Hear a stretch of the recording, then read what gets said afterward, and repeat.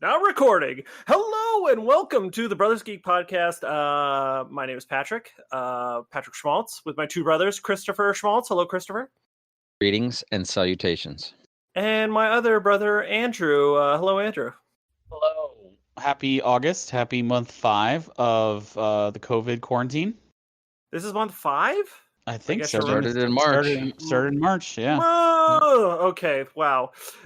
This is both going Miserable. very fast and very slow. Yeah, time is just it's bananas right now. I It heard is, an interesting theory, and this is kind of unrelated to geeky things. We're brothers, we're geeks, we talk about geeky things, but it's kind of the idea of we're not forming new memories. Like it's all sort of like in our, like there's no like substantial markers because we're seeing the same like environments all the time. You're not going and doing like fun adventures with your family. You're not going to the beach. Well, you shouldn't be going to the beach.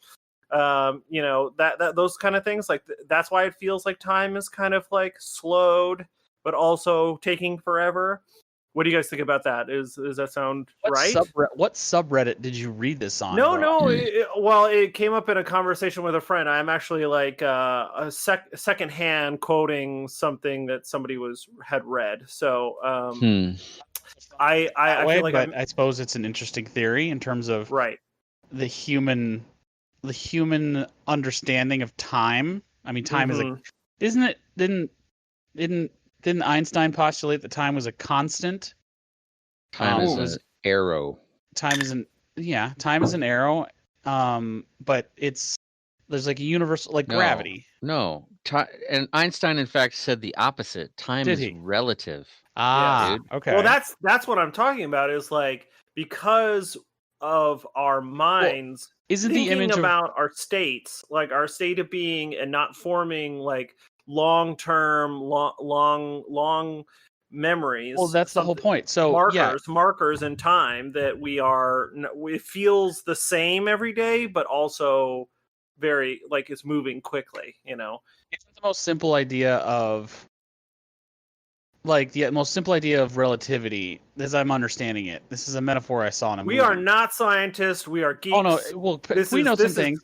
Yeah. So, but if someone was if there was a clock on a train and the train moved away from you at the speed of light, that clock would appear not to change at all from your perspective. So relative to where you are and how the train is moving away from you at the speed of light, it would not appear to change.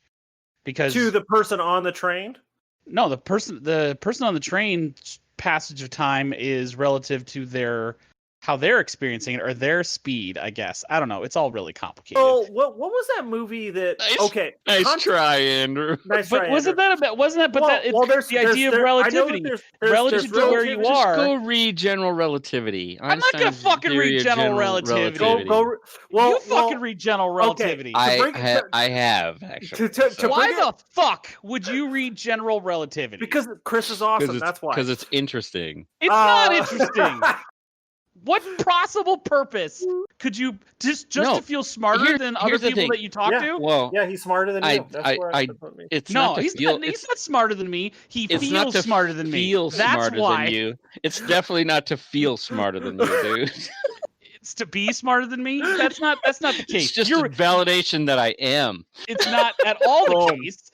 That's not at all the case. You just have read. Here's the thing. You've read different shit than I have. Can I just offer you a suggestion, Andrew? You don't have to read original Einstein. That's not what I was saying. Okay. I haven't read original Einstein. Okay. What I have read is multiple scientists who have written books that helpfully describe the theories of general relativity and special relativity, including Stephen Hawking, who is a Einstein level stuff. The history of time is supposed to be like really good. Is that what's called? History of time. Yeah.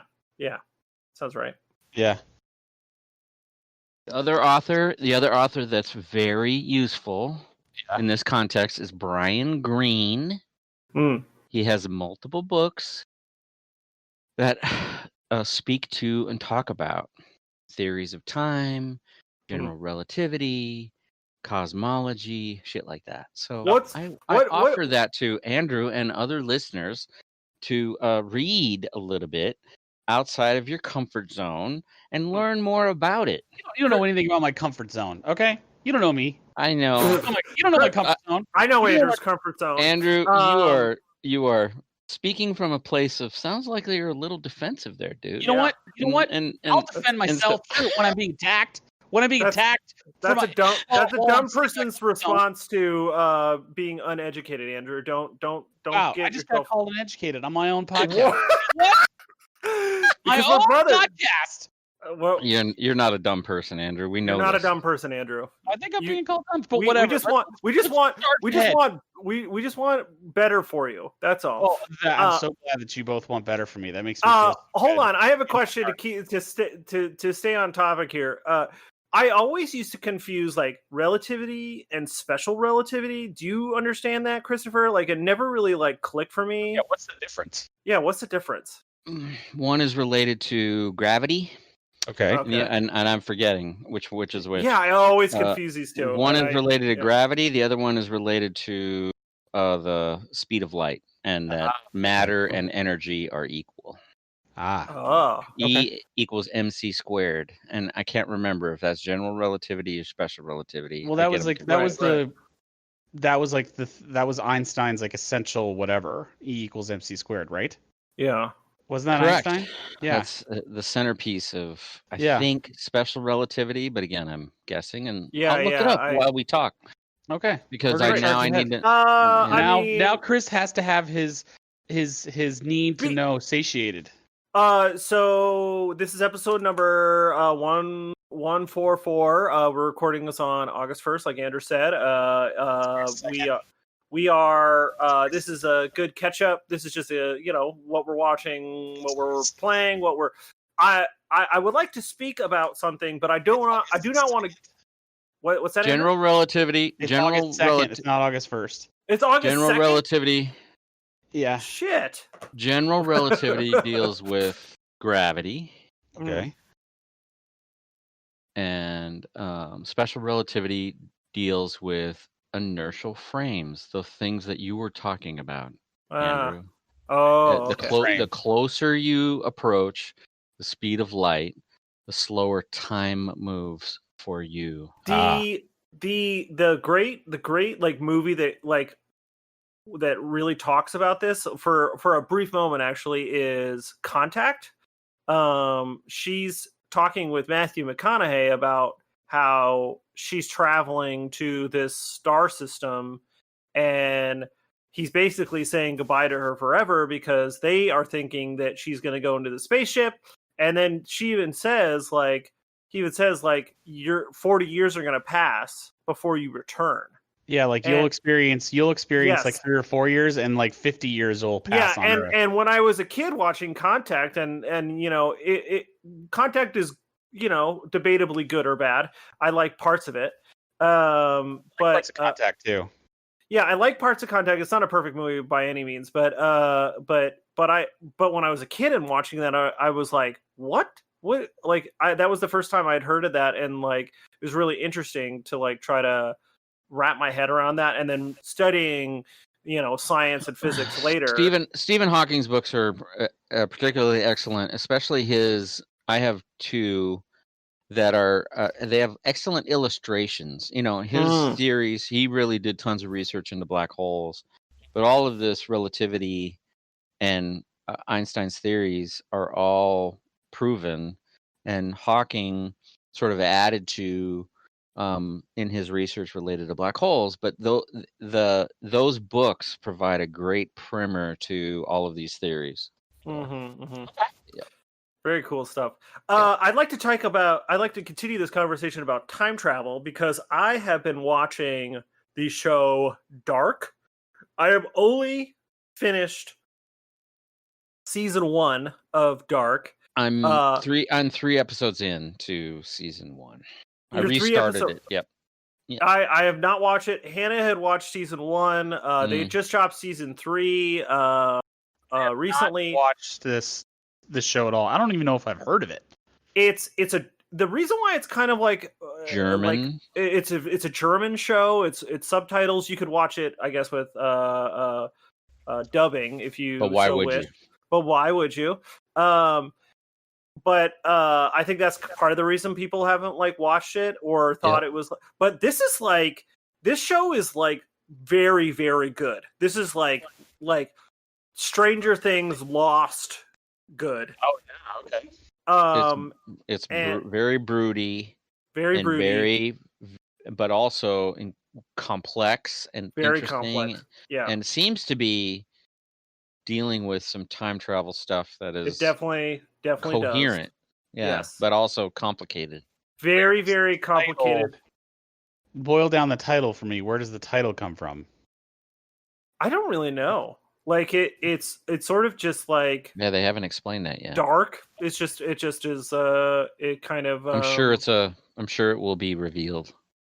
It's I don't really know why. It's kind of a simple title, honestly. It's funny that you bring up Stranger Things because Stranger Things doesn't really give you an insight into what the show's about, at all. Right. It's just right. It kind of gives you an idea that this is going to be a weird show about weird things, but that's it.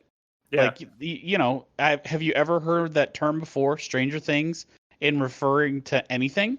No. And, I mean, it doesn't have a context for me. It's a wonderful title, right? And we love the show for many reasons. But yeah, I think you guys just watched Cursed, right? Did you guys finish season 1 of Cursed? No, yep. I was just gonna. I mean, like part of my thing was too is I started Cursed. I got partway through episode 2 of Cursed.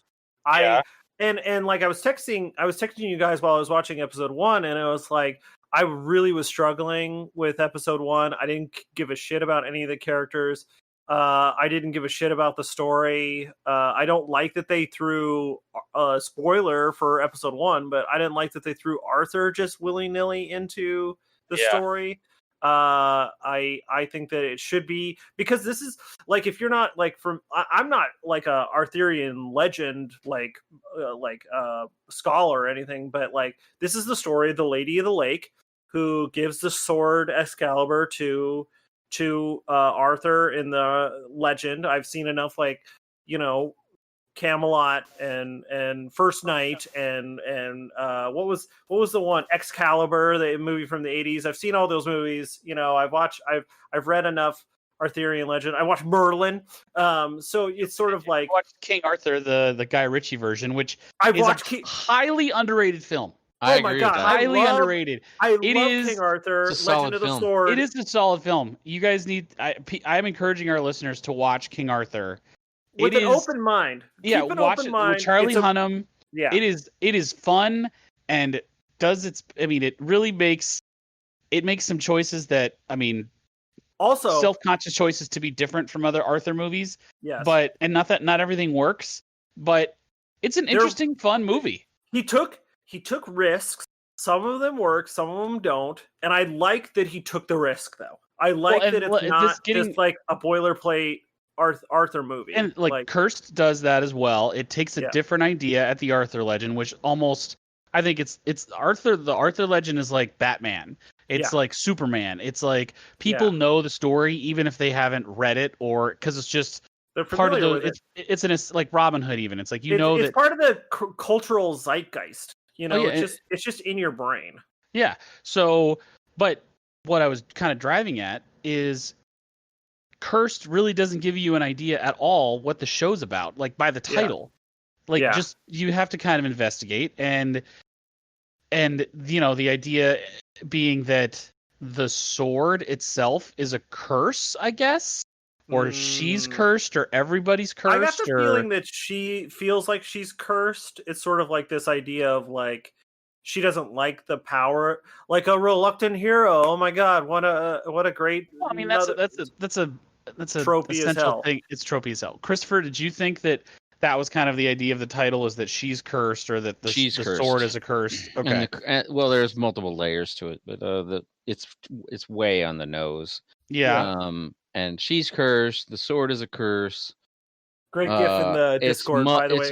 It's muddled as hell. I regret watching the season. Really? You regret watching it? Wow.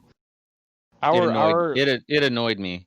Friend of the podcast, my significant other will disagree with you vehemently. She enjoyed it very much. It annoyed me greatly. Why should I keep watching? But Chris is saying I should not. You should not. I should not. Wow. Can you tell me in like non-spoiler terms why you feel this way, or is it tough to say? Very little happens that supports character development, and in the context of the overarching mythos that is trying to sort of have a say about or be a prequel to or in any way sort of offer an alternative take, it is a big meh. Oh wow. And I feel like there's so much content out there right now that like if you're making a meh, like I don't need to watch that. I don't need to waste my time with a meh. And again, I suggest watching it if only to sort of be able to speak intelligently about it when people bring it up and offer your opinions, because I'm all about consumption of various forms of art in all mediums. I love it. I think it's part of the human endeavor, and I would not discourage anyone to not watch it. So I take that back. Okay. I'm saying for myself, I regret watching season 1. Okay. I'm going to offer this just because I think we've become spoiled, and what I bumped on, and I don't necessarily disagree with anything Chris is saying. We have been so spoiled with fantasy, like high fantasy series of late. Game of Thrones, Witcher, extraordinary production qualities, A-list talent, awesome action, awesome effects. Cursed legitimately feels a little bit like Xena Warrior Princess. Low rent. In terms of it's a little low rent. Like they didn't have Witcher level money, and it's like there are parts of it that I think in terms of production are great, but then you're like, yeah, okay, the production values are solid. For whatever reason, I wanted like Henry Cavill level fight scenes. I wanted dragons. Well, they don't have that, and that's true. Any CGI that they do is kind of B, C+. Yeah. Those wolves at the beginning of episode 2 look like trash. Those are that's why I say C+. In today's day and age. Yeah. I think we've been spoiled with fantasy cinematic television over the past decade, and I think that if you can't bring it to the A level, you're gonna miss out on the fact that the best CG. Here's the problem with the show is that the best CG I saw was the CG of the tiny spider crawling across an eyeball. Yeah. Oh, that happens. Yes. That's not a pleasant moment. It's not a pleasant moment. It is. Yeah. It is hella good. Sort of image cringe stuff. Yeah. It's cringe-worthy. That's the best. On the TV watching it.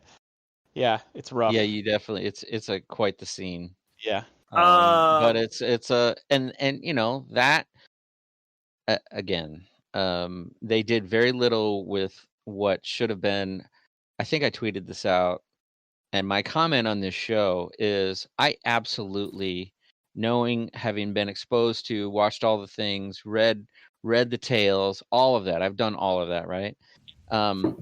I absolutely would just love a Lady of the Lake prequel, like real.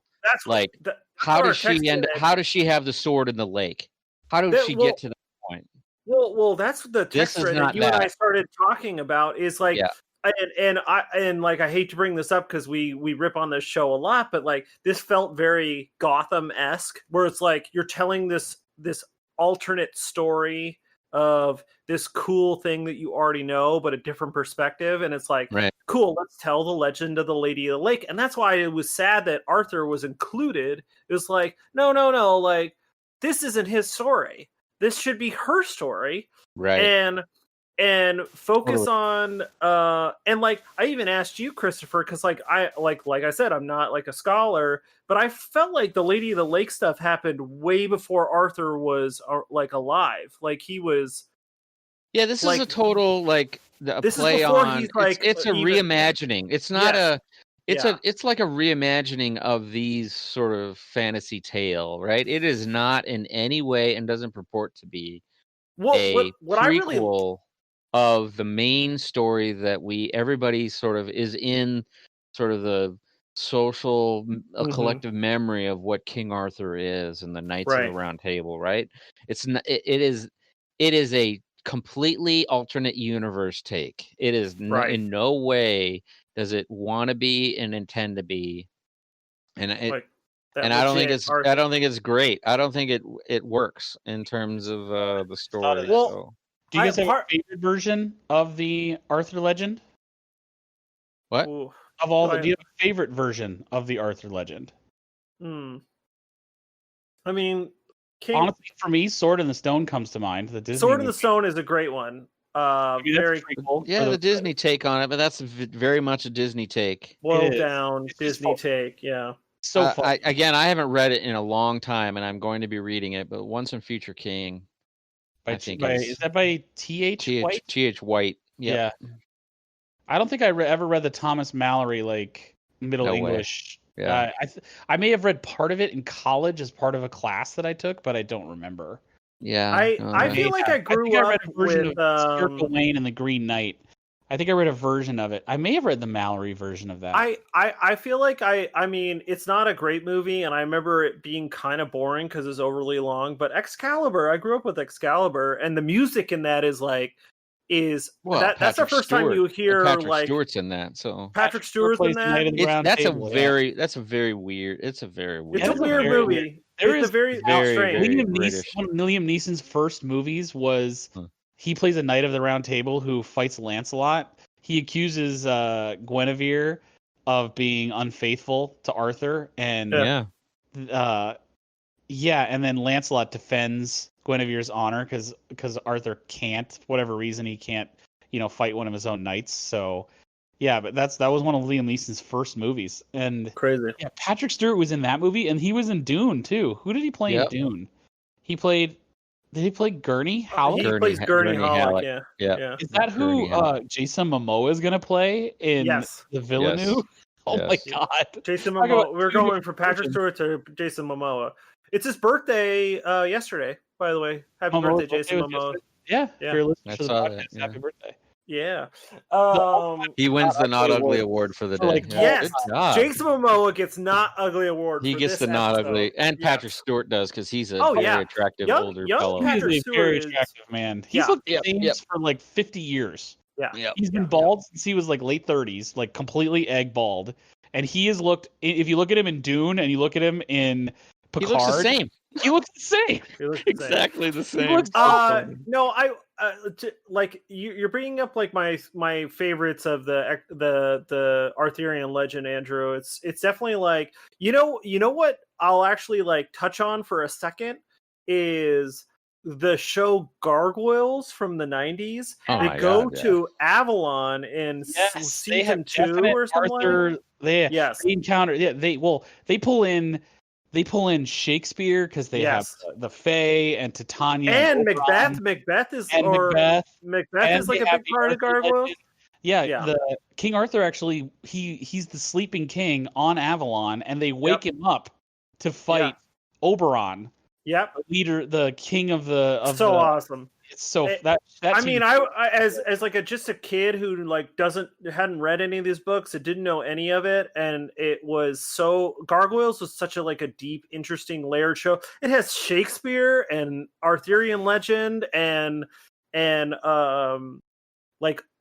all these different plays and histories. Really, really, really. The second season, they end up going to different places around the globe, and they have different species of gargoyles based on the mythos of that.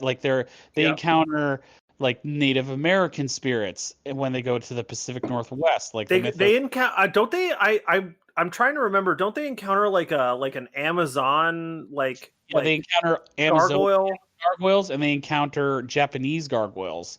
Amazon as in jungle, or Amazon as in Amazon jungle, and they're it's like a serpent gargoyle. It's this weird Chimera. So like Aztec kind of Mayan kind of stuff. Central American kind of stuff. Central American. Yeah. It's on Disney Plus. It's on Disney Plus. Like that season gets crazy, dude. The first season is like they don't really know what they're doing, I feel like. And it's long. The first season's like 54 episodes because they did they did 5 episodes a week for a season. Like they did every day. The second season is like 50 episodes also. Yeah. It's crazy because they did every single day after school. It was like 3:30 every day. Gargoyles. The Disney Afternoon, man. When we Disney Afternoon, it was Rescuers Down Under. It was DuckTales. It was Rescue Rangers, dude. It was Rescue Rangers. Rescue Rangers. And DuckTales, and it was Darkwing Duck. Darkwing Duck. Yeah. Gargoyles, and it was Goof Troop for a while. Goof Troop. Oh my god. Yeah, dude, that was my childhood. All that's on Disney Plus. That and the Disney and the Batman animated series. Oh yeah, dude, the original Batman animated series was so good. And anyways, we're getting off. I have it right here on my desk. That's a legit. Blu-ray. That's like the greatest Batman tale ever. Yeah, that's as good as Batman gets. Speaking of Batman, like I hope that all the listeners enjoyed our Batman Begins watch along. I hope that someone listened to it, or did download it. I think, and it's okay if you didn't. It's okay if you didn't. Time. But we had a great time, and we're gonna continue. Next time we're gonna watch the Dark Knight. It's gonna be amazing. I'm really excited about that one. A love fest because we're just gonna slobber all over. The first one's a love fest. Well, this is gonna be even more so. But I think that. The Dark Knight lends itself to much more of a philosophical conversation because I agree. We're gonna have to be smart.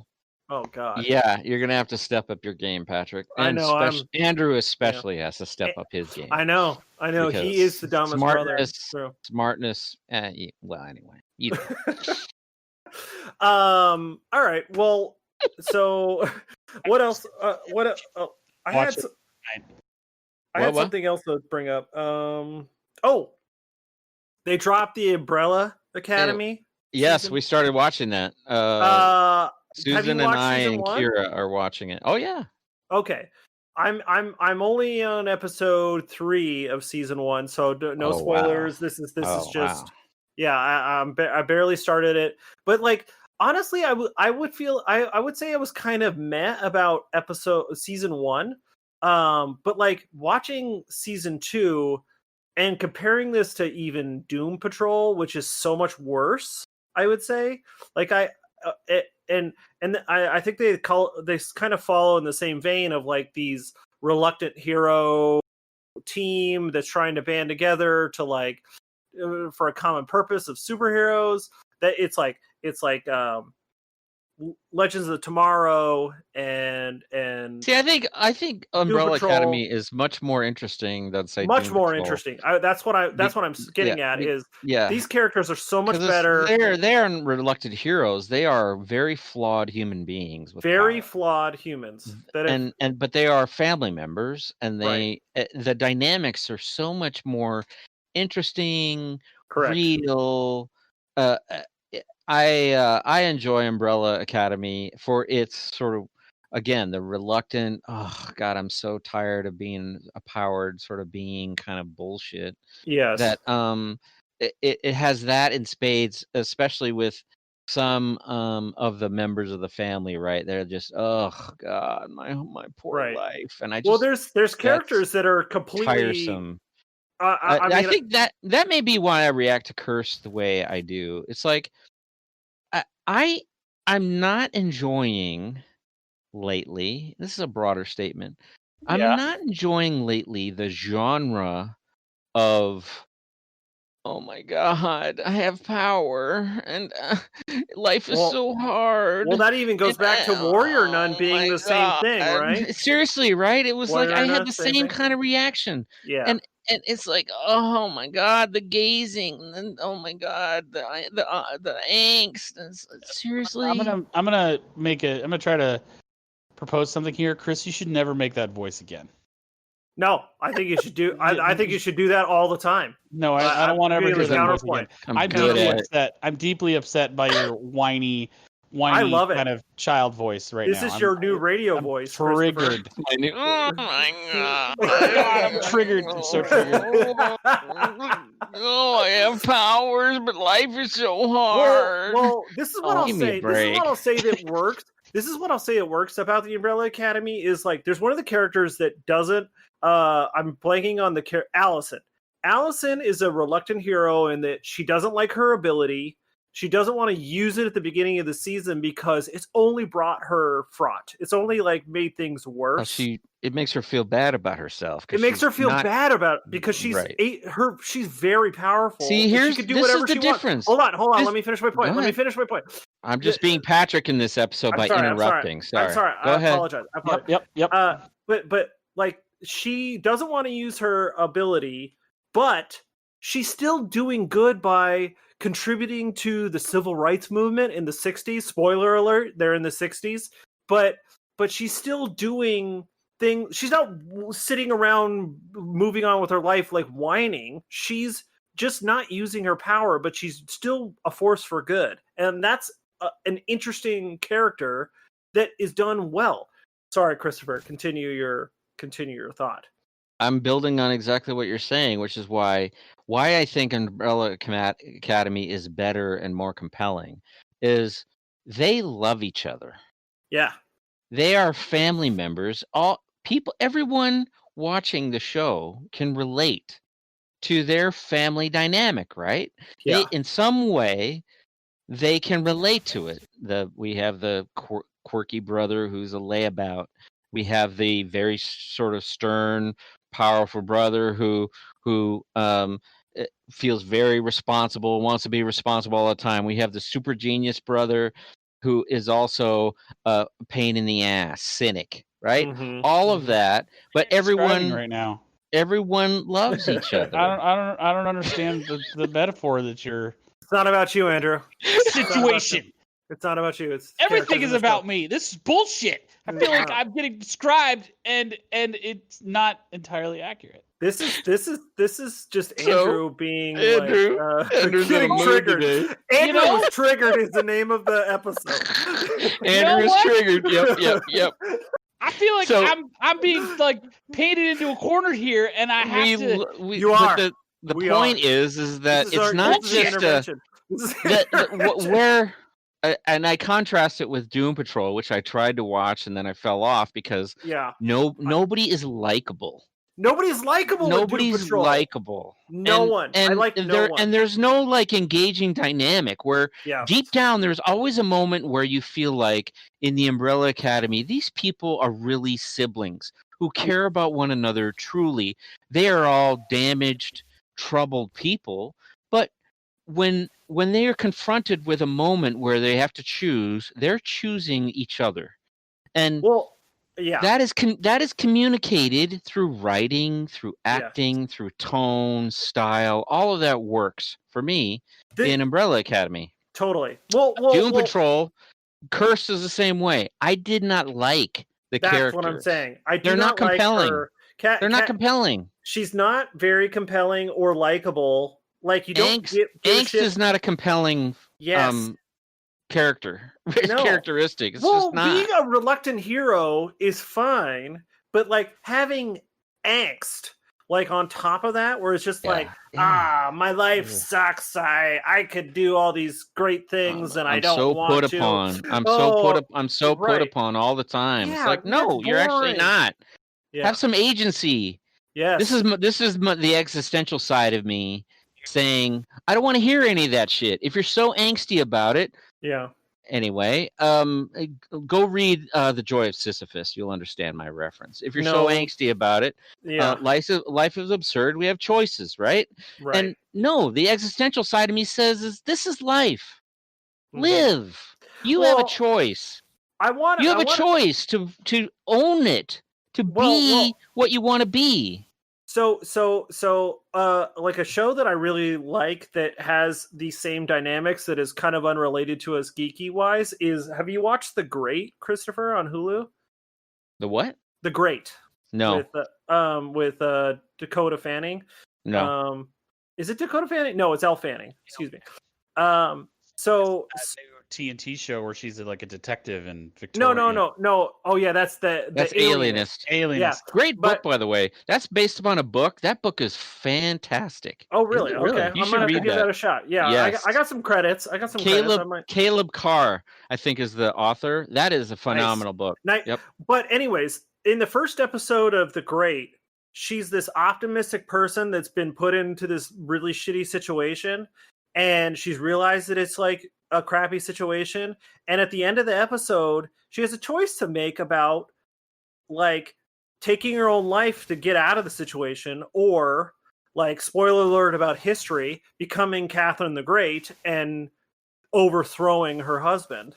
And it's this really like interesting story about telling an optimistic main character who is proactive about fixing the problem instead of, I just want to run away, I don't want this power. That's the beginning of Cursed. I'm just going to get on a boat and run away from all this because I don't want to face it. I don't like that character. I don't like this person that just wants to run away.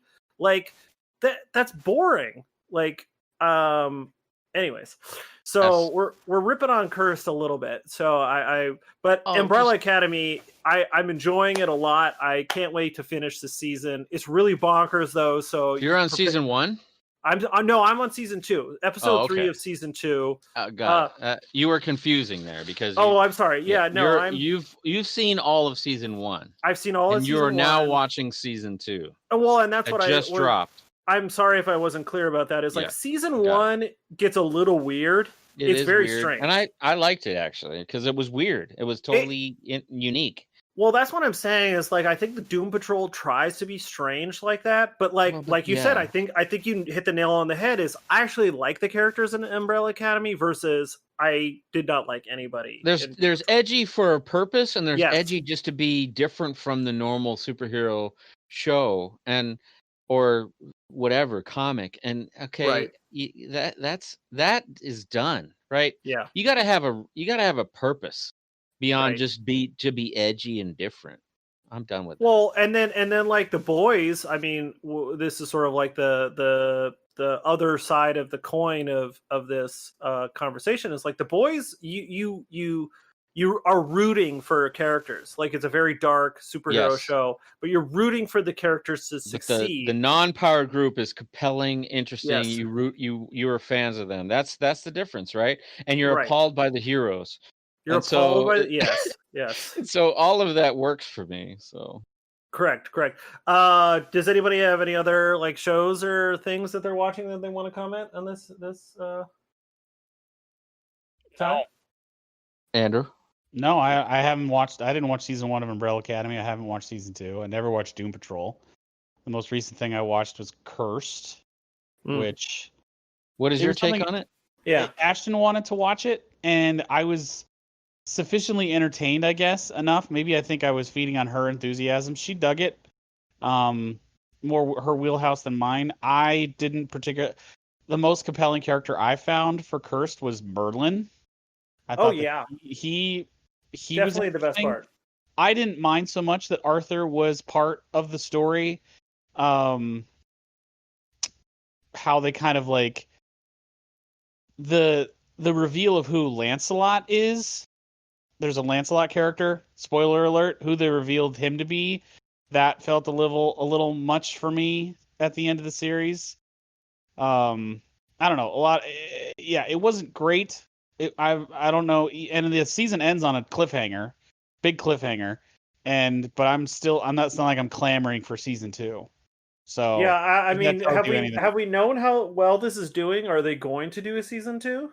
I haven't in the top 10. It's in the top 10, right? Yeah, it's it's got to be doing well on Netflix. Yeah, that's got to be doing well. I have not heard anything about whether or not season 2 has been renewed, and that might just be a function of Netflix really hasn't renewed anything because they don't know when they're going to start shooting anything again. Even though I did hear that because I follow the showrunner on Twitter and I follow Henry Cavill, pre-production on Witcher season 2 has started and is in full swing. So they should be shooting Witcher season 2 within the next couple of months, I guess. Well, and they didn't shoot Witcher season 1 in the United States, so that's probably like they shot it in Budapest, I think, or some outside of Budapest, near close to there. Yeah, and don't get me wrong. And don't get me wrong. My I'm all for, and I demand, because I think it's all the genre is all the richer for it. I want stories about women set in science fiction and fantasy, written by women with women as the heroes. I want all of that. I crave all of that.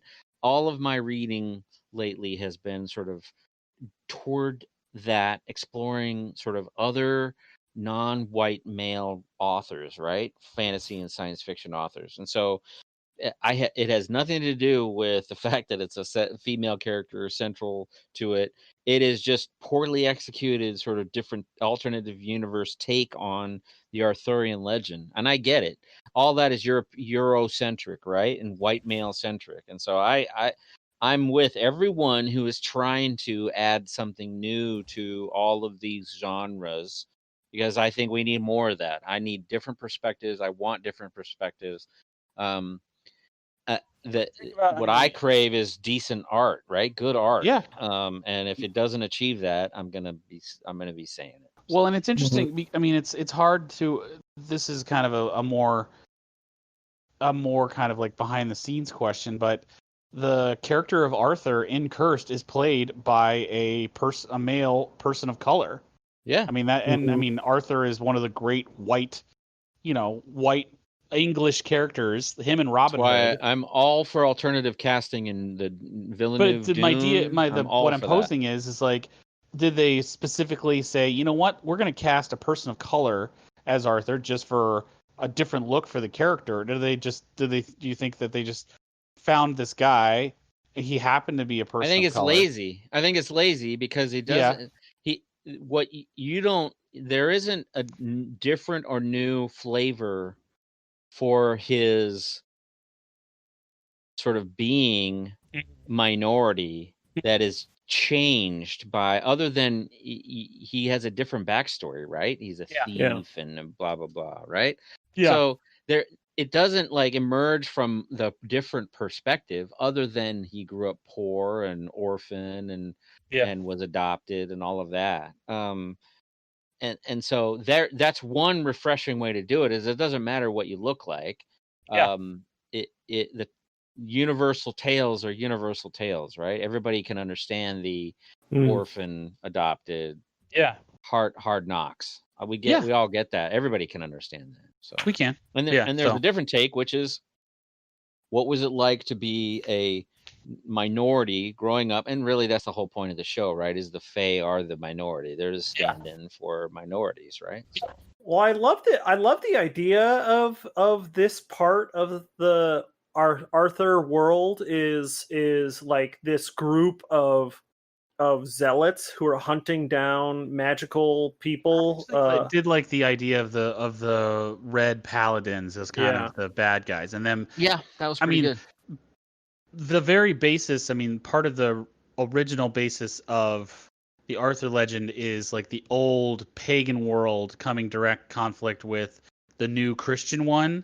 That's been part of the Arthur legend from the beginning. Is modernity actually in the Arthur world is represented by the Catholic Church trying to establish they're the new power, and the old world of paganism is fading away. Like Merlin's power is fading. Throughout most of a common theme of most of the Arthur legends is Merlin is no longer an all-powerful being, and he's he's trying to like set up a state that he feels can endure because his power is waning in a lot of ways, because of Christianity. But Arthur is a Christian. It's a rejection of Deus Ex, right? It's that whole idea about human beings, in order to answer questions that they had about the universe, they said, "Well, God did it." Yeah. Or the gods did it, right? That's human history. Yeah. And we're in an age where that's waning, and people are trying to figure out sort of what can I do? What can humans do? Yeah. There are other explanations versus the Deus Ex bullshit. Yeah. Well, what wasn't there like a wasn't there like a story? I'm trying to like something in my brain is like tickling that it's like technology is taking over the world, and that's why like gods are losing power. Isn't there like a story? Yeah, that's American Gods, dude. That's Neil Gaiman. That's Neil Gaiman. Yeah. That's what it is. Okay, that's his take on that for sure. Yeah, there's it's a sort new of like people are worshiping other things, and because they're not the new gods are technology and money. In American Gods, that's exactly the story. The old gods are warring against the new gods. Yep. Yep. Interesting. The god, there's a god of the internet, shit like that. The god. But again, that's tropey too, because there are gods, right? There's this whole idea. But again, the Gaiman's point in American Gods is that human beings and their worship and faith is what brings them into being. I mean, it's a little on the nose. That's what gives you power. Is like people giving you giving worship. You worship and thinking about you is what there's a transaction. It's transactional, right? Yeah, not these gods just existed. We talked about this. You just tickled in my brain, Christopher. I didn't keep my subscription to Starz. I watched the first season of American Gods on Starz, but I didn't keep up with it, and I liked it. One of the single best episodes of television that I've seen in recent years is the story they tell of the main character's wife and her like different incarnations over the centuries, and how like the leprechaun and kind of the Irish tradition came to America, and how they tell that through her story over and over is one of the best episodes of TV in recent years. I agree. It was very entertaining television. They did great stuff. They told really interesting stories. I can't recommend that book enough. It's over and over again. It's an interesting book for sure. Yep. Does it have a sequel or a story told in the same world? No direct sequel. There are other books. Anansi Boys is referenced, but no direct sequel. Yeah, that I'm aware of. And if you really want some challenging, kind of interesting television, just Google the Mr. Nancy speech for American Gods. That I forget the actor's name now. I can see his face. He gives a speech, and he's this African god, and the slaves that are in chains bring him to the New World, and he basically gives a speech in a slave ship, and it's like he can see all of history in the future, and the racial anger that he comes up with it's incredible. It is incredible. It is, and watch that on YouTube. It's incredible. Yeah, given the times, just that clip. Yeah, this African god being brought to the New World by the slaves that believe in him, and what he does how he tries to combat what's happening to them. It's crazy.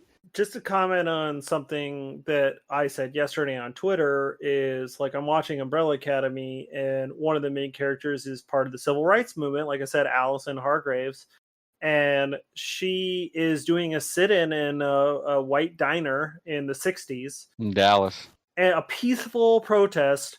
And this whole like it just really started to like, God, like we really haven't changed in 60 years. Like nothing has really improved. The cops are still doing this, and like there's still this ingrained like racism in our country that we can't.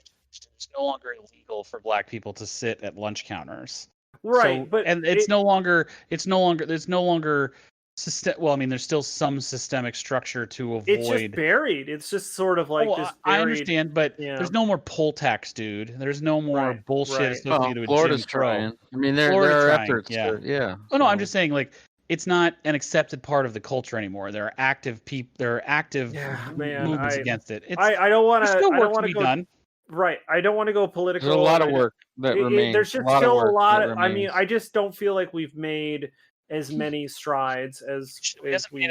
No, there's still work to be done for sure. God, in 60 years. For sure, it's generational, right? I have hope because I think it's generational. I think that percentage of the population that is raised in a certain way is gonna continue to shrink and shrink and shrink and shrink. There will always be some percentage of people who are raised. We're not born with prejudice, right?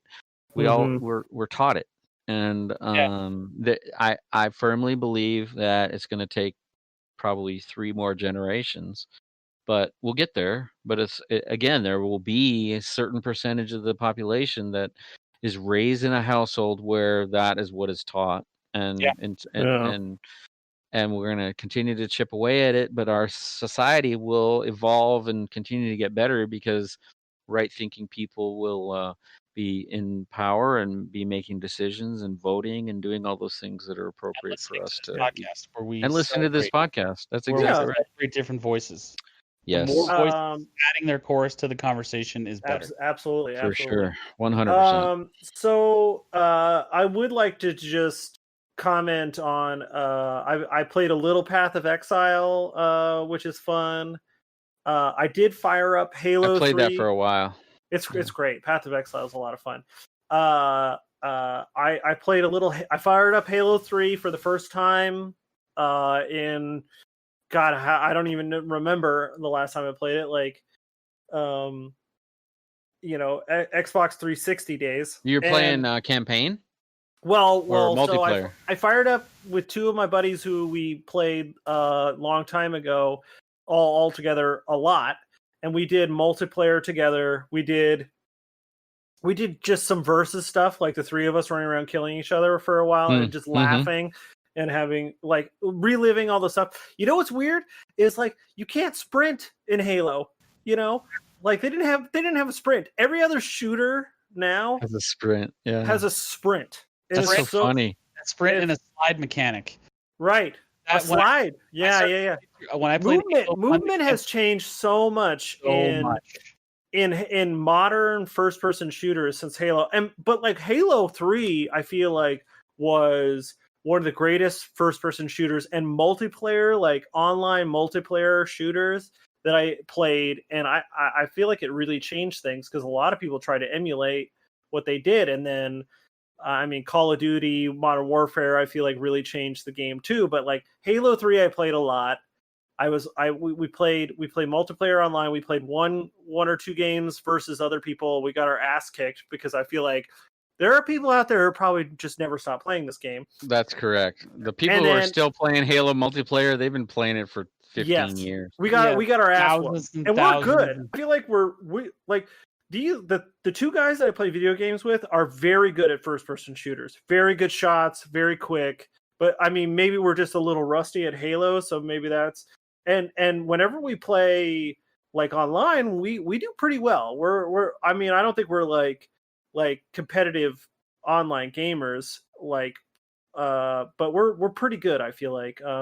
But we also play the campaign. We played like the first 3 missions of the campaign, and that's just like a nostalgia fest, man. It looks great. They cleaned it up so it looks like fantastic. All the guns are fun. The story beats are fun. We should play as Brothers Geek, dude. I'm so down to play co-op. Yep. But like just little stuff like that is like it's such a great experience. But it's just, if I was playing like the original, I think it would probably look like poop. But I'm really glad that it's like they cleaned up the graphics enough so it looks better. Running around in it's a remastered version. It's a remastered version. Yeah, so it's running still around the first one is still a little blocky, but right. But, I bet they only do so much, to improve it. But it looks great. Yeah, I'm very excited for Halo Infinite. That's a good segue into. I read 343 Industries, who is the developer of Halo Infinite for the Xbox Series X. So still don't know when the Xbox Series X will drop. We still don't know. Halo Infinite will definitely be a launch title. It will be available whenever the Xbox Series X drops. But Halo Infinite they'll have a campaign version that you can buy, which you can pay for that, and you'll play through the campaign. But it was announced within just the last couple days that Halo Infinite multiplayer for the Xbox Series X will be free to play, and played 120 frames per second for the Xbox Series X. Well, that made me so excited. I am ready to go full because Halo. I mean, have you seen things at 120 frames, Andrew? Like they make people sick sometimes. It looks weird. I'm just saying it'll be pushing. Dude, I'm watching. Dude, I have a Halo. I have an Xbox One, and it's capped at 30 frames per second or something like that. So I can't wait to play things at a higher resolution. It's gonna be so fun. I can't wait for Halo Most Infinite. modern televisions are 60 frames. Well, I mean, you can get, but people hook up their gaming monitors. There are gaming monitors that can display at 120 frames per second. Yeah, there's televisions that do that too. You know, but most people turn that stuff off because it looks weird. Yeah, they turn it down. Yeah, it's overwhelming. It's too much for your senses. I'm excited just for the announcement that it's going to be free multiplayer, which in my mind, and before Call of Duty Warzone, I was not a battle royale guy, but I like the game mode. I'm almost certain, and they haven't announced it they haven't confirmed it, but I'm almost certain Halo Infinite is going to have a battle royale mode, which I think will be very interesting to play a Halo. Really interesting I think it's really interesting that we've gotten into like this modern gaming time where like their games are free to play, but then they have all this like microtransaction layering to them. I've never purchased into a game like the freemium game. You know, I've never bought. I've never purchased anything in Warzone. I've never spent any money on it. I've played probably at this point. I've probably paid. How do they make money? I don't understand. Because tons of people do. Because tons of people do. They buy the battle pass and they unlock everything at the beginning of the battle pass, and then they just not everything, but I mean, you play for XP too, but you unlock some. You pay at the beginning. I mean, my philosophy is if I have never sort of on a free to play sort of subscription model or a free to play sort of battle pass model. I never did that before.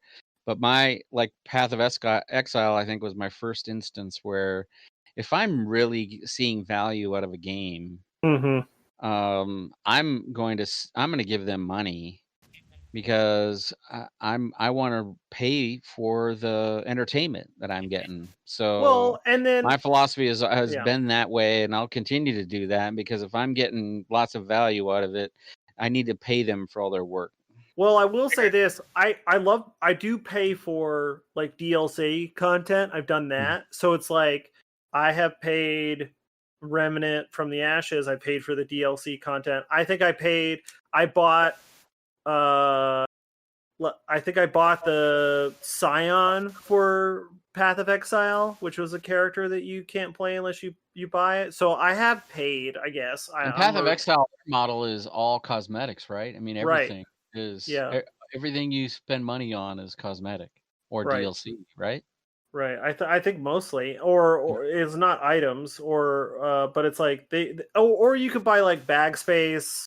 And other stuff like that, and like inventory space. Win. It's not pay to win, but it just it's just quality of life, payments. You know, and that's it's like there's real value in that, and that's where they make their money. That's which is incredible. The Path of Exile model game as a service, right?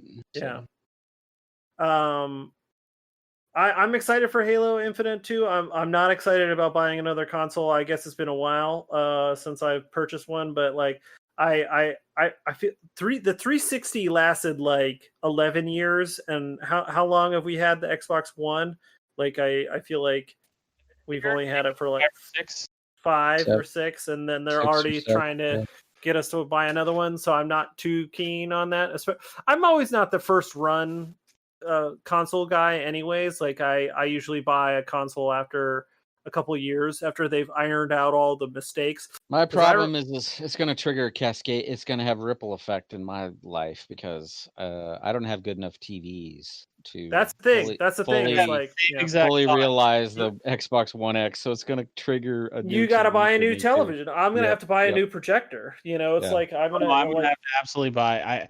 I'm getting to the point where I'm going to be like, okay, I'm going to have to buy a Series X, and I'm going to have to buy like a kick-ass gaming monitor to play it on. Well, and your television is fairly new, Andrew, and nice. It looks great. My television looks great, but it's old. I've had my TV for easily 5+ years, dude. And that's what I'm saying is like your TV looks great. I have a Pioneer Plasma, dude. Oh, my TV's a Plasma? They don't even make them anymore. They don't make them anymore. I've had my TV for even longer than that. Way longer than that. I feel like Plasma was just not as like it wasn't as cost. Awesome. It wasn't as cost effective to produce. It was expensive at the time. Yes. I paid through the nose for that. Man, I got my 720p, dude. It's not even 1080. Mine is too. Mine's a 720p. Dude, and your TV looks great. Yeah, no, it does. It does look great. My TV looks great too. But if Xbox One X is a 4K, and I need to get a 4K HDR TV, that's the way it is. I mean, that might be what. Yeah, I've had to happen. I'm telling you, I'm announcing on the podcast, it's going to happen. So it's going to happen. It's going to happen.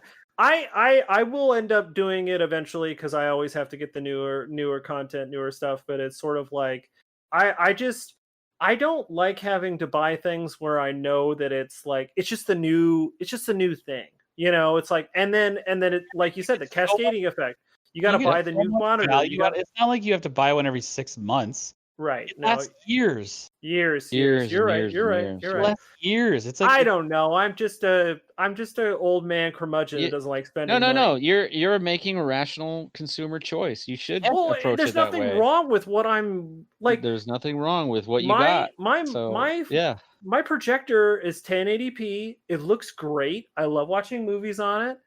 And I don't think there's anything wrong with it. My Xbox One looks great.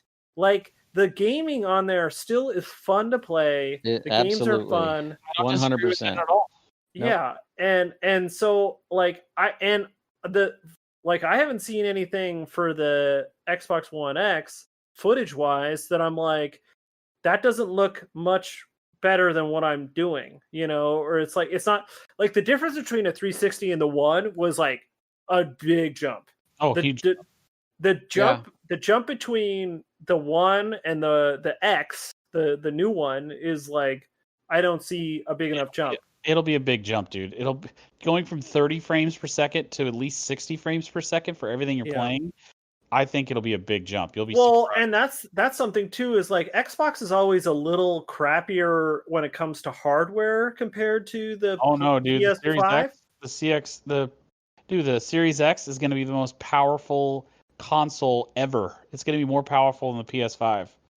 Well, and that's always been the PlayStation's selling point. Yeah, they have better gaming, but the Xbox always has better software. You know, it's like, well, we'll see. I mean, we'll see. That's the console war. That's the console war. Ashton is a PlayStation person, so whenever the PS5 comes out, she will likely buy a PS5. We will have 2 gaming setups when we move it together. Well, on a PS5 probably, and I'll play on an Xbox Series. You're going to convert it to an Xbox because she's going to want to play with you. Halo's going to be so incredible that she's going to want to play. Well, here's what I'll say, and this is my one debate, and gamers hate to hear this. Is like the PlayStation is always like the single player person who wants to play alone. And I feel like everybody I know who has an Xbox wants to play with their friends. Like, nobody has a PS5. Friends are on. I am bummed out. I've been watching streamers stream Ghost of Tsushima. Oh yeah, I am bummed out that's a PS4 exclusive. It's a single player beautiful game, but I want to play it so bad, but they don't. It's not on Xbox. It bums me out.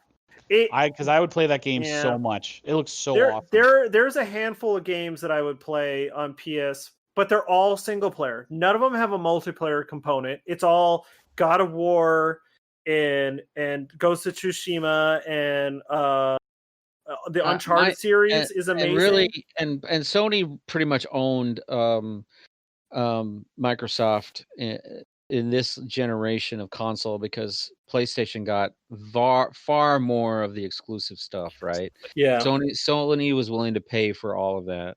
Yep. And so I think Microsoft, there's no question they will have learned from that, and they are not going to let that happen again. I almost guarantee you that there's no way that, remember all the exclusives in Destiny that came out on the PlayStation first, and then 6 months later it was available to Xbox users. There's no way Microsoft is going to let that shit happen again. It's just not going to happen. They're going to pay for those exclusives to drive people to the service. They just are. Well, and the Xbox One was sold as a all around gaming, that was a real mistake. Entertainment. It was a home entertainment thing. Yeah. Yes. They were focusing on TV and streaming instead of like a gaming console. I remember us talking about that. The X-Bone is what they called it. Exactly.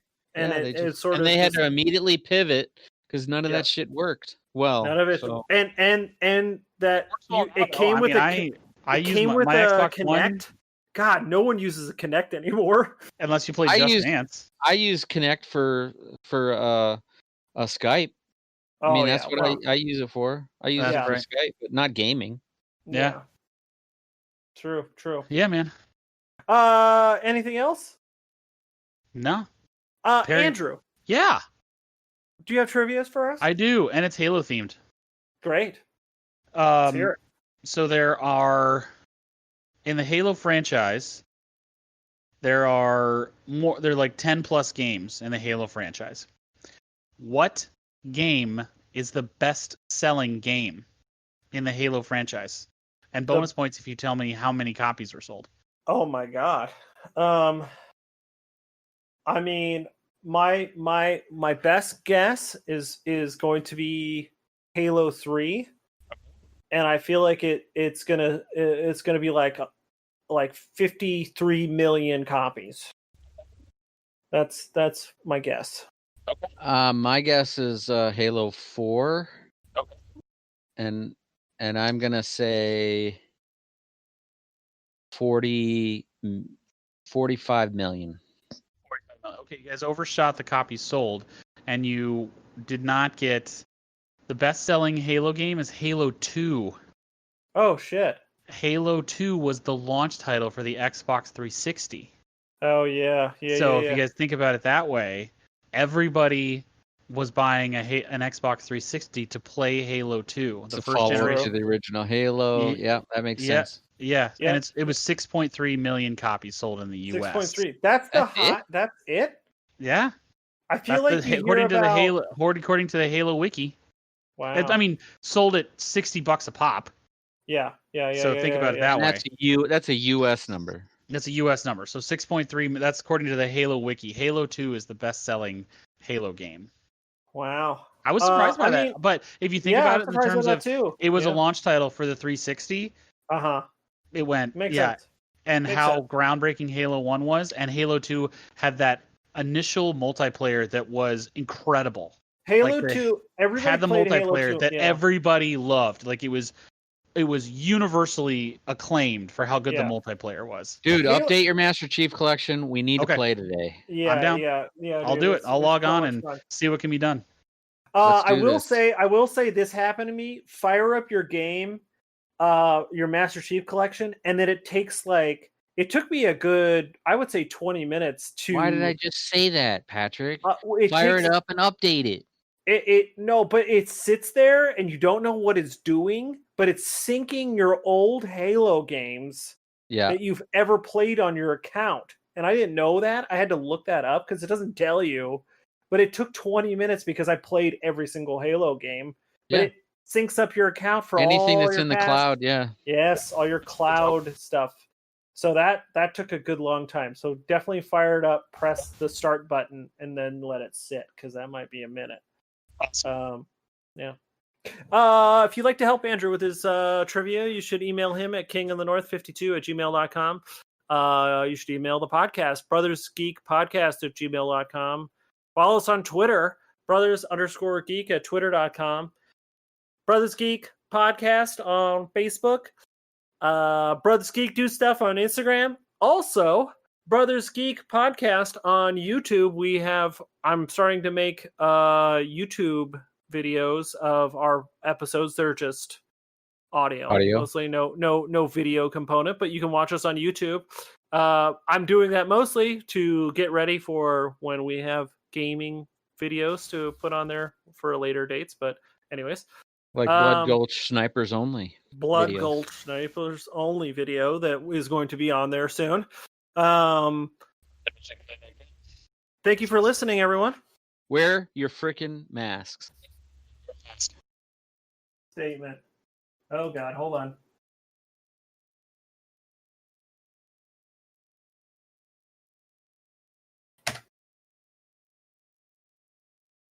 Did it work? No, it didn't. Ah, damn it. Leave. It says Craig leave. No, he didn't leave.